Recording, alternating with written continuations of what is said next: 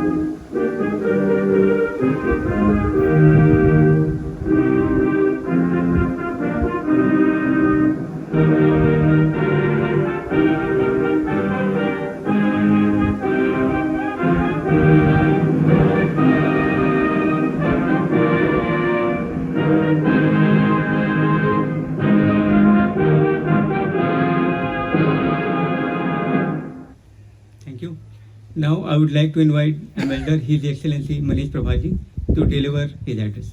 Please.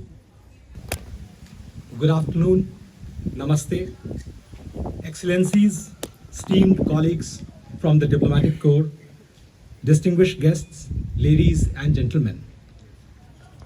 Along with my wife Ruchi, I am very happy that I see you all today at the India House. We have a warm day today, just like an Indian summer in Denmark. That shows also that India and Denmark are marching together. It is my distinct honor to welcome you to this reception to celebrate the 79th Independence Day of India.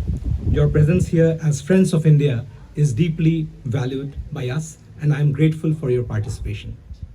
On this day, we look back to 1947, when India became independent after a prolonged struggle under the inspiring and visionary leadership of Mahatma Gandhi.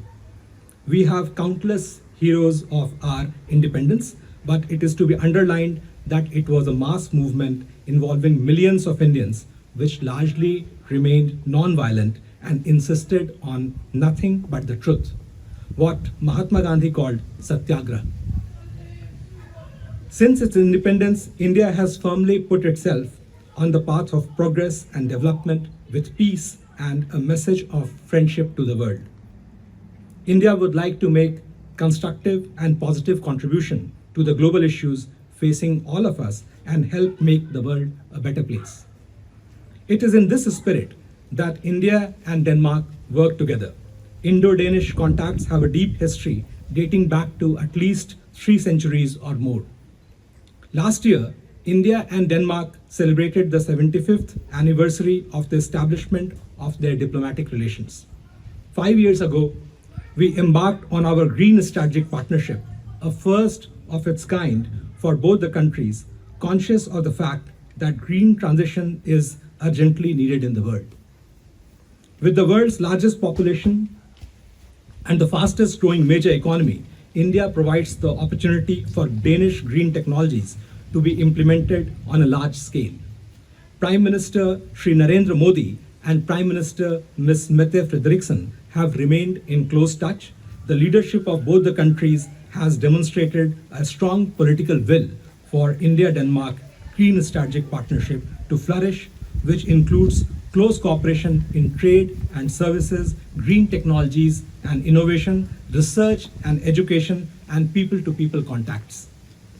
Recently, I had the opportunity to visit several cities in India, specifically to meet Danish companies operating in India, Indo-Danish companies with strong partnerships, and chambers, academia, and educational institutions, which are providing a strong platform for India-Denmark cooperation to grow in multifaceted fields.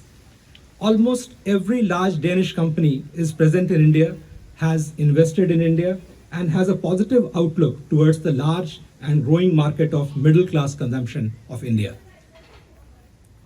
As Government of India is acutely conscious of the need for adaptation of clean and green technologies, Danish participation in Indian economy has been welcomed by all stakeholders. India hosts the largest number of global competence centers established by companies from around the world, and Danish companies have found it equally fruitful to have their global competence and global service centers established in India. It is a strong testimony of India's vibrant tech and innovation system. Among mid-sized and small enterprises in Denmark, there is a strong desire to enter the Indian market. The Embassy of India makes regular outreach to them, not only in Copenhagen, but in places like Silkeborg, Sonderborg, Aarhus, Aalborg, and beyond. In recent months, various sectors of economic activities in India have seen increased Danish participation. In shipping sector, new ports are being developed in India to become hubs for production of green ammonia. Shipbuilding capacity and port handling capacity is increasing in India, and these have attracted more Danish companies, as was evident from the recent visit of Shipping Minister of India to Denmark in June. Indian consortia have presented curated lists of green projects for Danish companies, with DI MOU has been concluded for Danish companies to take up these projects. Indian startups have been successfully pitching in the marquee Tech Barbecue in Denmark. An exclusive India Nordic Startup Summit featured in the annual Tech Barbecue last year and would happen this year too at the end of this month in Copenhagen. Indian Financial Services Authority has concluded an MOU with the Danish Financial Services Authority, which would further facilitate Danish pension fund and other portfolio investors to invest in India. Excellencies, dear friends of India, among these encouraging and successful trends, India and the Nordic countries, including Denmark, were looking forward to hold their third India-Nordic Summit in Oslo in the middle of May, which unfortunately had to be postponed due to the ghastly terrorist attack in Pahalgam in India on 22 April, in which 26 innocent tourists were butchered. All the victims being males selected for execution-style killing right in front of their family members. The world was shaken by such a heinous act. India is grateful for Denmark's unequivocal condemnation of the Pahalgam terrorist attack and solidarity with India.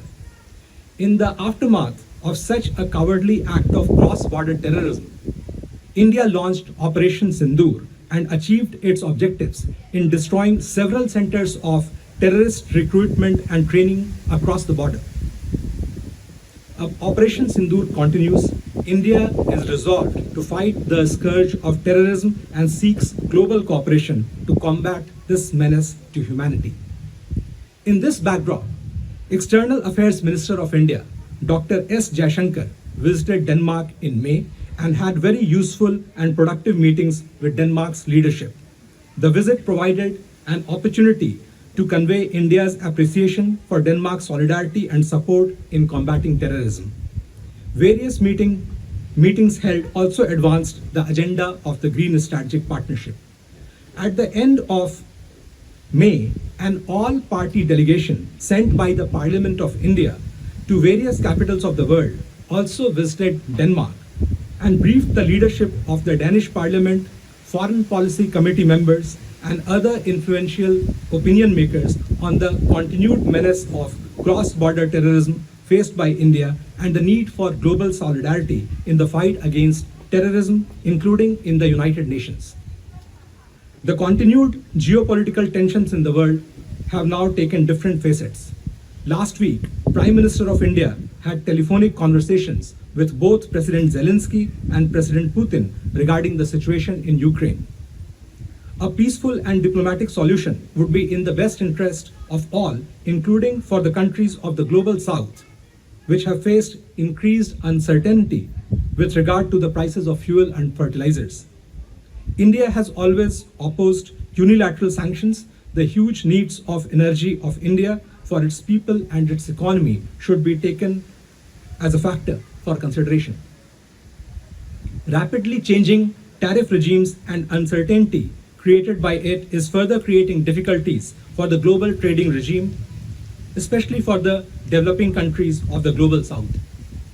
India has constructively engaged with all its partners for mutually beneficial trade to grow. Last month, India and the United Kingdom concluded a mutually beneficial India-UK free trade agreement. Negotiating teams from India and the European Union are working hard towards achieving India-EU free trade agreement as soon as possible by the end of the year, probably as per the directives of their respective leadership. India and the US have conducted several rounds of trade negotiations to find mutually beneficial, optimal solutions. India's constructive approach is self-evident. At the same time, India calls for a strong multipolar world with reforms in the United Nations, WTO, and other multilateral bodies. Lastly, I am happy to mention the significant contribution of the Indian diaspora in Denmark to the strengthening of India-Denmark relations. The highly skilled Indian diaspora is engaged in the sectors of IT, high-tech research, and innovation in Denmark. Denmark Statistics official report of 2024 found that among all the nationalities living in Denmark, Indians had the highest income. This not only demonstrates the skills, diligence, and sincerity of the Indian community and workforce in Denmark, but also highlights the welcoming environment of Denmark, where talented immigrants are provided the opportunity to contribute positively to the society with their full potential. With these words, I reiterate that India and Denmark, as two vibrant democracies, are engaged today closely as never before to help the global green transition and find mutually beneficial paths to cooperate.